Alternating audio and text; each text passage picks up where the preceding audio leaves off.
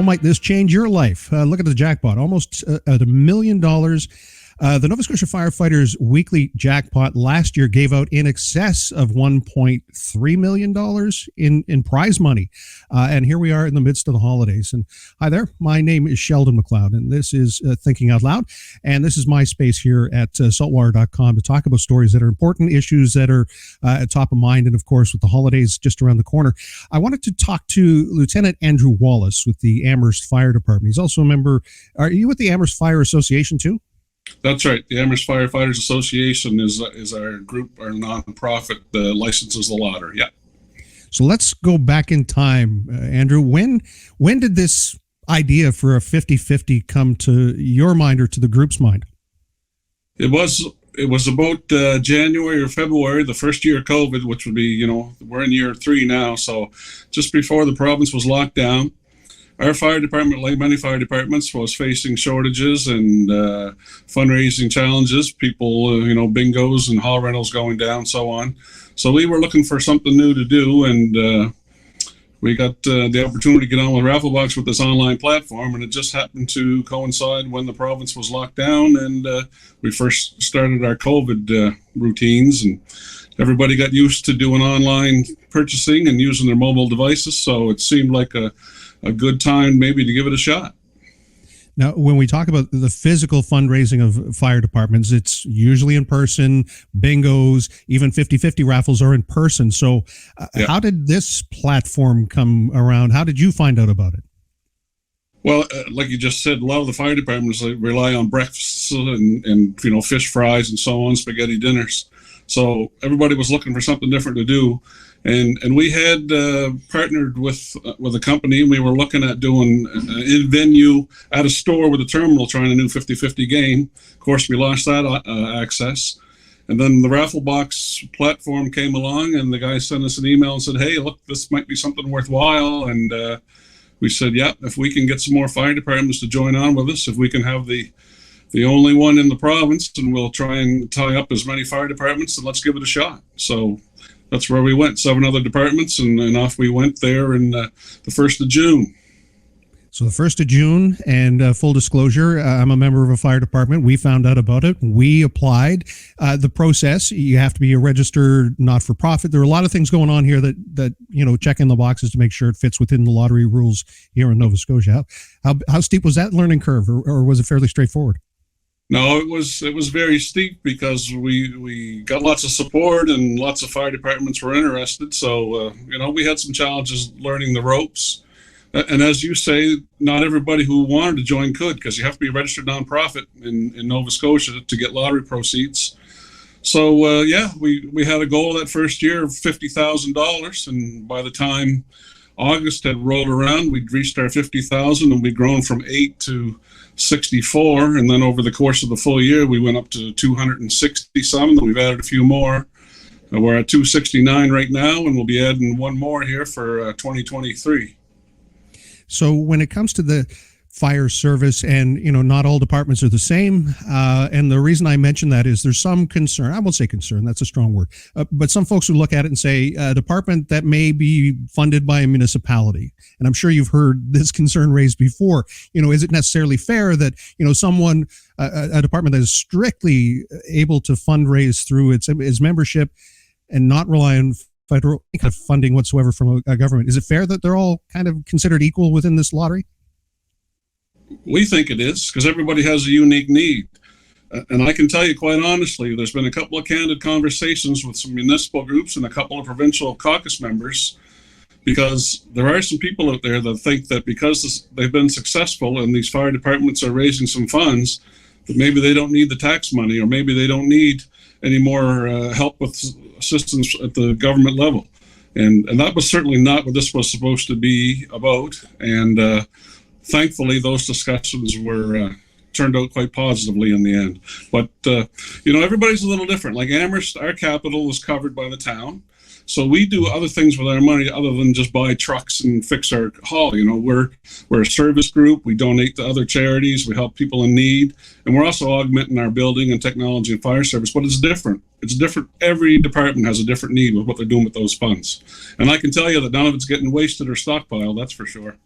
Well, and it's no secret. You can go on the Facebook page and you can see the different departments that have purchased equipment. Our fire department has purchased equipment. It's been, a real help, a huge help, given that all of our our monthly firefighter breakfasts have gone away because of COVID, and even just trying to bring them back, looking at the dollars and cents of it, this is.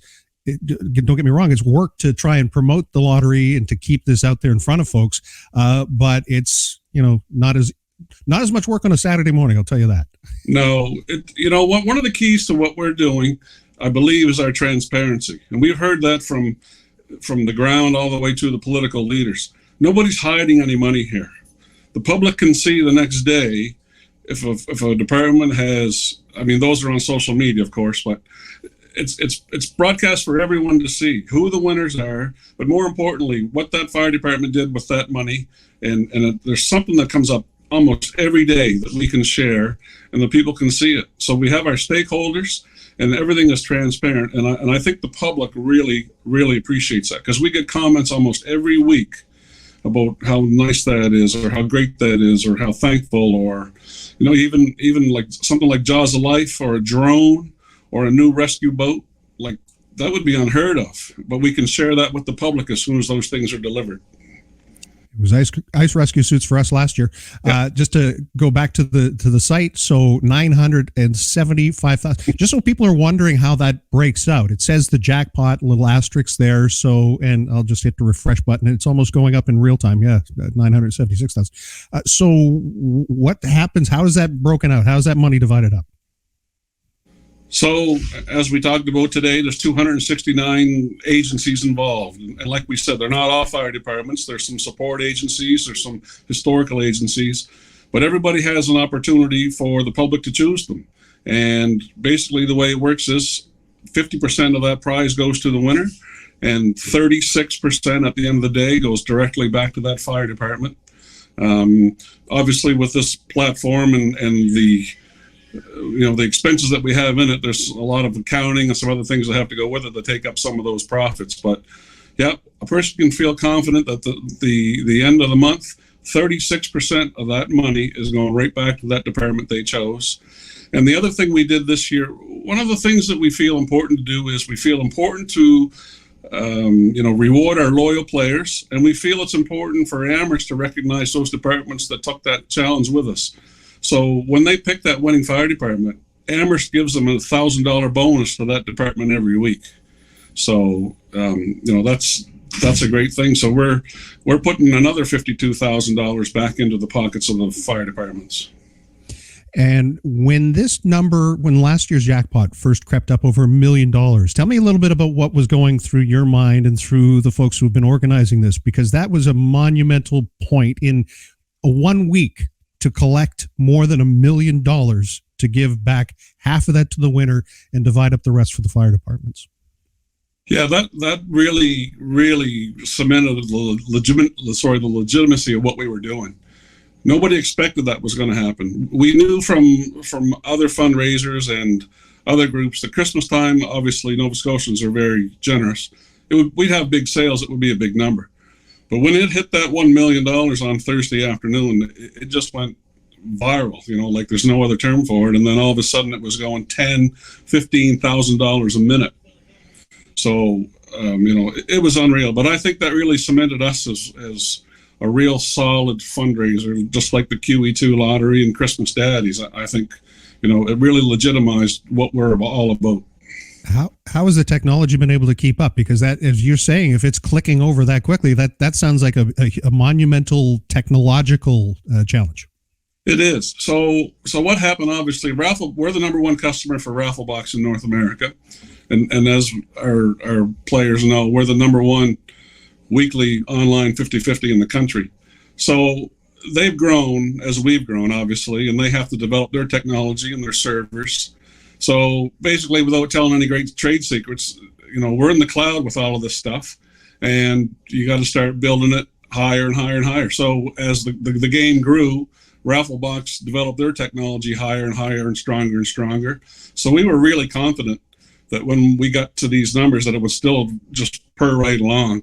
And I can tell you that the amount of activity on the website and the platform was between 10 to 13,000 hits a minute on that last Thursday, those last few hours. And it just hit right along. Now, there may be, instead of getting your email within 30 seconds, it may take 2 to 5 minutes to get your email. But yeah, Rafflebox has done a great job strengthening that technology. And, knock on wood, we'll hit that $1 million mark here in an hour, and then things will really pick up tomorrow. And then last year, 2 draws. The one between Christmas and New Year's, I believe, was also close to $1 million. Any guess, or is it simply that right now a guess? Well, we never had any thoughts we were going to get to $1 million last Christmas. We'll call it the Christmas and the New Year's draw. So yeah, we knew we'd be big again this year, and then we knew because it was big on Christmas that we had a chance at New Year's Eve was going to be pretty big, and it was almost as big. It was 700 and some was the take home on that one. So yeah, the honest truth is we've done a little bit of marketing. Obviously, we're not fools when it comes to this. We've done some promotions where we're trying to encourage that, because we'd really like to see a millionaire. Canada or Nova Scotia's first 50-50 millionaire. That's what we're hoping that we can award. And I really don't think that New Year's will be quite that high. I mean, that's a big leap, because in this climate with fuel and the price of bread and recessions and everything, we may not get there. But I'll tell you what, it's outperforming last year, so we should probably have a pretty good crack at it. And of course, gamble responsibly. It's still a lottery. It's still a gamble. And I love how that, this has been the focus to say, the odds are better than some of the major jackpots that you're going to see for, that people are used to with, a 649 and what your odds of winning are higher. So again, I'm not trying to just promote the fact that it's a pretty good investment because of the beneficiaries, which are the volunteers, the men and the women who show up every day to be, guardians of your community as members of the volunteer fire service. So good on for finding this path forward. And, Andrew, just to be clear, because it's administered third party, it's completely open to the volunteers as well, just so people know? That's correct. So myself as the administrator and 2 other witnesses will be involved when we do the actual draw. People always ask, well, why don't you do the draw live? Well, we were the first group in the province, the first group with Rafflebox in the province to use the approved RNG. So we don't have a great big fancy wheel and a presentation. When we hit that button, it just boom, all of a sudden it generates the winner on that dashboard, and the winner's complete information and their ticket shows right up. So we're not going to show that to the public in live time. But no, I'm the only one that's not allowed to get a ticket, because I hit the button. But any members of the fire departments and their spouses are welcome to participate.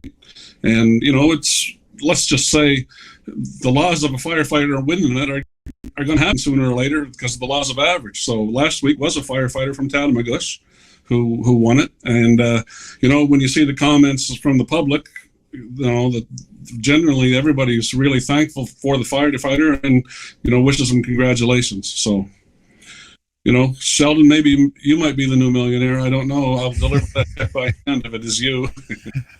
Well, I got to say, it's been an honor to meet you. And for the folks at the Amherst Fire Association and the groups that have been putting this together, $976,000, half of that going out the door. Oh, it's $979 now.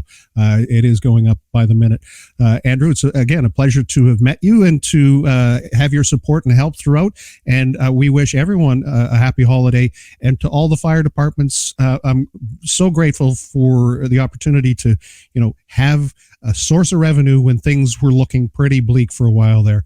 I don't think people recognize that in order to keep equipment safe, you have to have money spent to make sure it's certified. And, it's more than just, showing up and maybe washing the truck every once in a while. Yeah, absolutely right. Lieutenant Andrew Wallis, all the best to you, sir. Merry Christmas, happy holidays, and thanks again. Thank you, my friend. Merry Christmas, everyone.